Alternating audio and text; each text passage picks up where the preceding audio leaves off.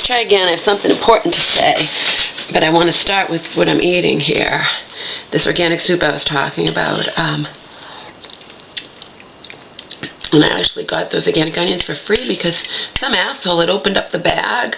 It was a prepackaged bag of 3 pounds, and it was open. And I thought, oh, maybe it opened by accident. I'll weigh them and see. Nope, it weighed less than 3 pounds. Somebody had taken out 1 onion, and people will do that. They'll add something organic to non-organic, and get the organic for free because there's no other reason it was missing 1 onion. And the cashier, but the girl gave me a thing. She says, when that happened, she went to see if I could get a bag that was the full 3 pounds and couldn't. So since this was open, she gave it to me for free. They have a thing where they say it's on us. You can get it for free. Really healthy. Organic, 2 bags of organic mushrooms, a whole thing of organic cauliflower, a whole big thing of organic onions, like 2.5 pounds worth. And lots of spices, and 4 ounces of organic cheese.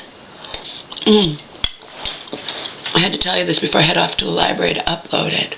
I'm sickened to my stomach. Not physically sick, emotionally, psychologically. Hansel and Gretel are walking hand in hand to the castle tonight to visit Samantha, who is no longer speaking with her only child or her niece. Hansel and Gretel. Hansel and Gretel walk into the castle to visit Samantha, who is no longer speaking to her child and niece.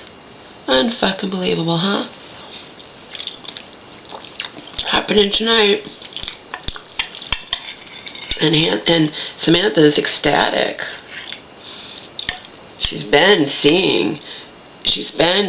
Gretel's been visiting regularly with Samantha, but Samantha's really excited to see Hansel, who, before Samantha got banished away into that castle, locked up in there, wasn't even on speaking terms with Gretel. My, how things quickly change, huh? Hansel and Gretel, best buddies, again, walking hand in hand to visit Samantha, and they're all gonna bond. Holy fucking crap.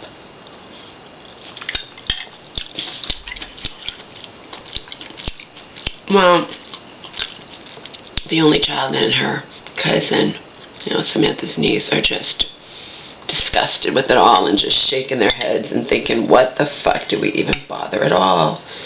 Why do we even try to save Samantha? Why the fuck do we even try?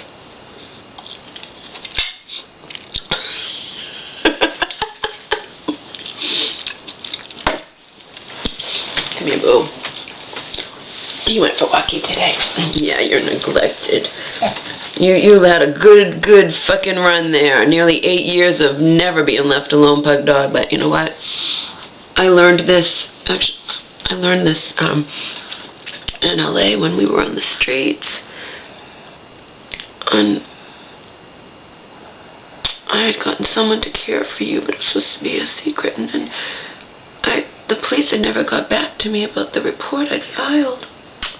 By the way, when I filed that report against Donald because he strangled me, and then they wound up calling over and talking to Hope, it was like they never even, it was all smoothed over, and they closed the Witter case, blah, blah, whatever.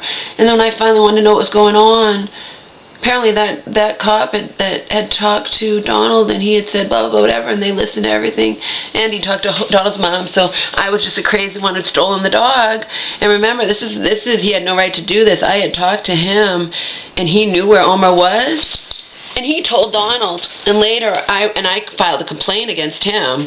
I told him something in confidence, and my dog's in danger or whatnot. I mean, this is ridiculous.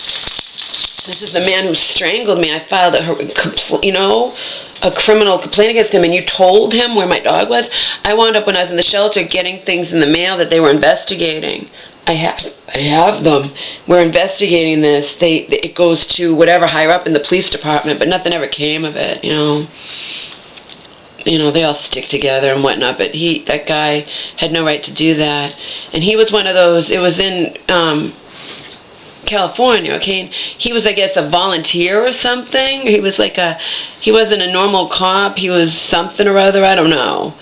They have those, and he liked Donald, he told Donald where my dog was.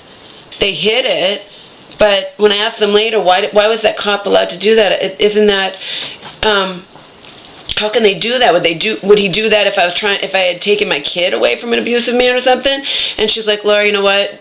Animals aren't considered like that. They're not protected like that. And so don't tell me that you're going to take my dog away from me, asshole dog woman. You know who to call when my dog is healthy.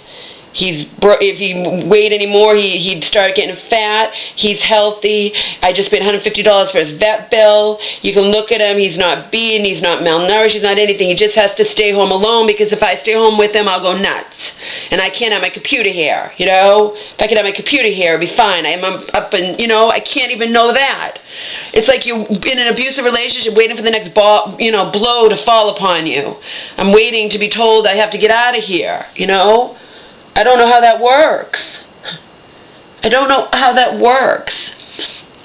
I don't know whether or not, since nobody's in charge now, since the wicked power was stripped, all of it, if somebody, let's say if somebody's deemed incompetent and locked up, if that somebody's child is staying in the house taking care of affairs and paying the bills and taking care of the dogs, and there's no one to sue. There's no one. They always threaten, I'm going to get a lawyer, you're done nothing here, I'm going to get, right?